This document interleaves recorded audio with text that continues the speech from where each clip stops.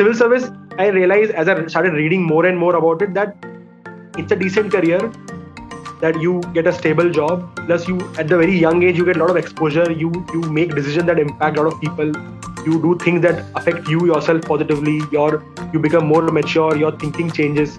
So these things kind of attracted me, and then I was more and more sure that I will go for it.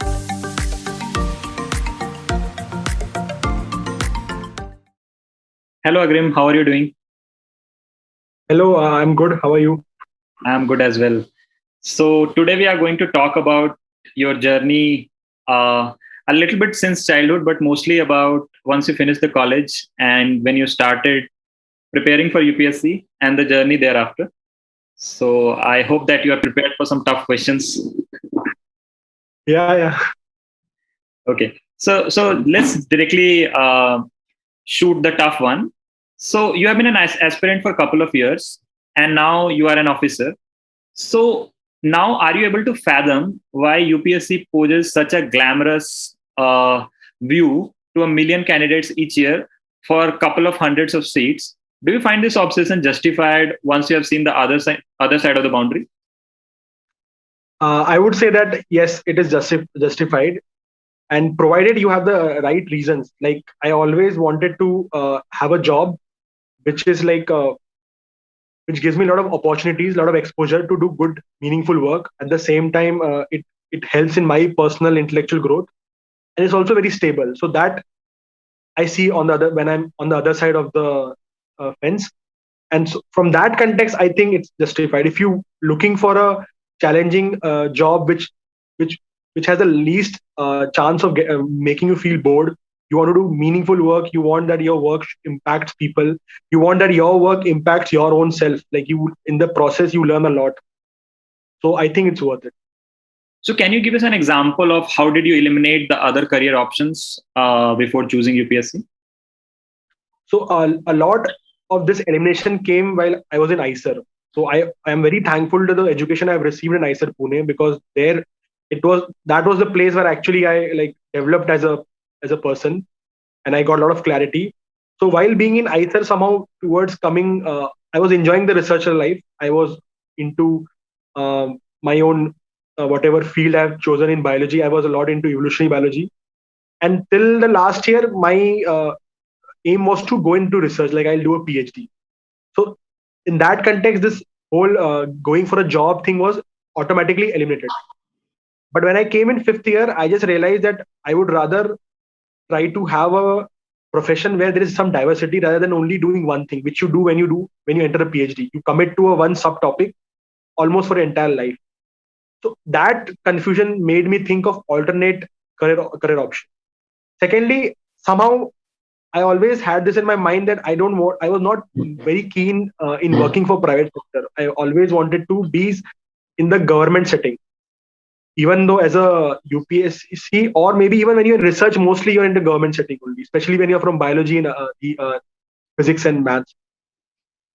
So that's when around mid of fifth year, I started toying the idea of civil services, and I just realized that I kind of liked it. And also a lot of, I was very interested in forest service also, because it was like the applied version of what I was doing in ISER. I was studying ecology evolution, and here you combine the application of these disciplines with administration. So I was naturally very attracted. I thought this could be something where I can do administration, plus I'm also not away from my science. And civil service, I realized as I started reading more and more about it that it's a decent career, that you get a stable job, plus you at the very young age you get a lot of exposure, you make decisions that impact a lot of people, you do things that affect you yourself positively, you become more mature, your thinking changes. So these things kind of attracted me, and then I was more and more sure that I will go for it, I'll try for it. If I don't get it, then I'll come back to my research field.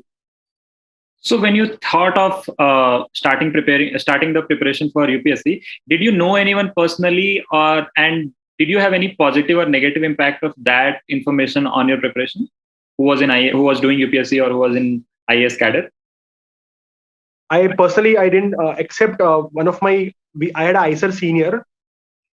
His father is an IAS officer, but at a very senior position. Mm-hmm. Except that, I didn't know any other IAS officer. and none of my entire family is also in the private sector.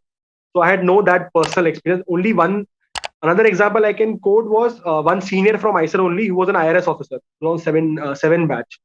Apart from these two people, I didn't know anyone else. So one of the best thing I liked about my decision was that it was very independent decision. Like I had no pressure from the family, and it just came in my own mind, and I just did all the research myself, saw online, and interacted with these two personalities, and then I was decided that I'll go for it.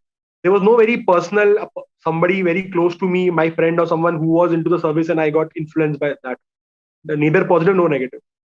Now that you are having the training at the academy, please tell us, like in short, what has been the journey so far, and please tell us about the turning points. One turning point that you talked about from ICER to UPSC, right? ICER itself was kind of an experimental choice back in 2011, right?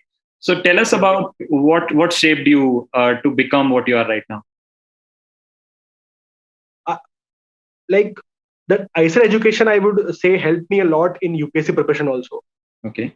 Like ICER gave me a lot of confidence. Like I kind of knew, I remember during when the fifth year was about to end, like I kind of discussed a lot with my professor Suti Day and other people in my lab where I was working, my batchmates. And like they all used to say, ki, yaar, if you're from ICER, you definitely do well if you just try for it. So just go for it. This is what I was told by many people. And that kind of gave me confidence, because the ICER education was such that it always taught, and you'll also be very aware of this fact, that it always taught us how to think. Yeah. No matter which discipline it is, we always develop this critical thinking. So I was very confident that I was not sure, because nobody's sure when it comes to UPSC. But all these things kind of made me think that it's worth trying. Now coming to training, after clearing it, if I talk about a turning point, then one turning point would be that my initial training for 1 year was the theoretical, when you are taught things in the academy. It's mostly lecture, excursion, exposure to all senior officers. Then from October to January, I was in the field in Maharashtra. There I saw I did the 4 month field training where I was exposed to the real administration.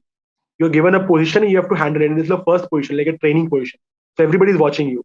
And that was a turning point, because at that moment you realize that how actually administration happens and how it's very different from what you're taught in the classes.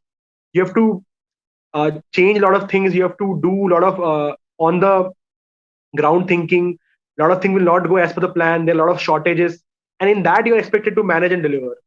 So that was also like a very kind of turning point, because finally I got acquainted with how it's going to be in the field. It's both exciting and it also has its own problem.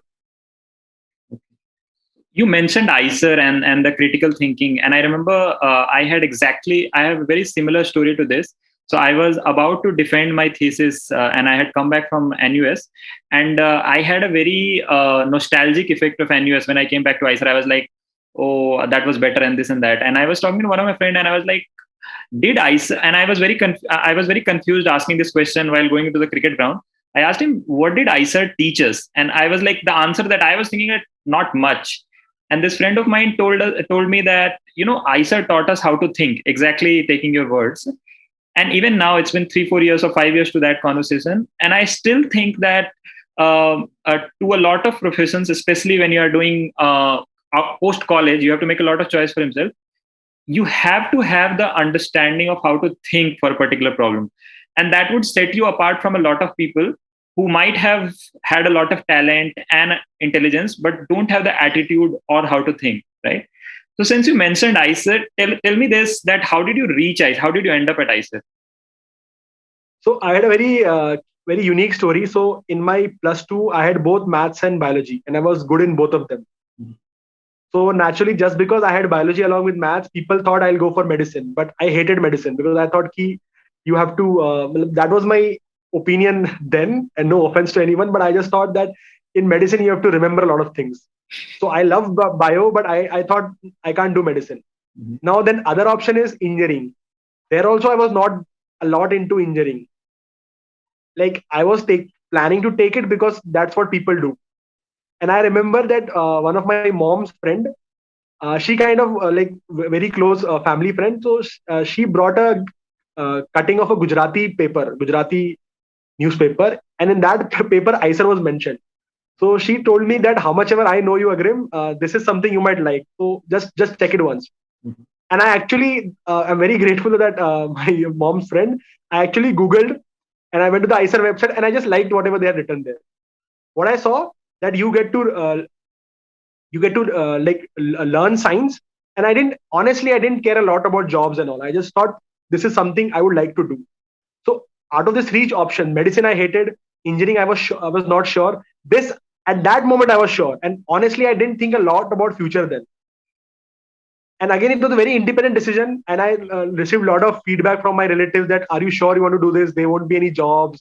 I said, I don't know about the future, but right now I want to just read, learn things. So that is how I ended up in ICER. It was a very conscious choice. I had other options. I had engineering seats also. I had medicine seats also. Okay. But still I consciously chose ICER. And now I think it all fell right into the place. You have a filmy story to this one, right? If you guys want to know about a whole lot of stuff about various career options, about different fields, how to get into them, what to do, and everything about that particular field, then we are at your service. We'll keep bringing you all sorts of people from all around the world with their extensive knowledge, their experience, what they have been through to reach where they are today, and how they succeeded in their particular field, and everything about that thing. All you have to do is just subscribe to us by pressing that subscribe button down below, and also like and comment on our videos. You can also tell us about which field you want to know in our comment section, and we'll definitely get back to you. You can also press the bell icon somewhere up above so that you will be the first one to know when we upload any video, because we are Expert Tribe, helping you to change your stories, change your life.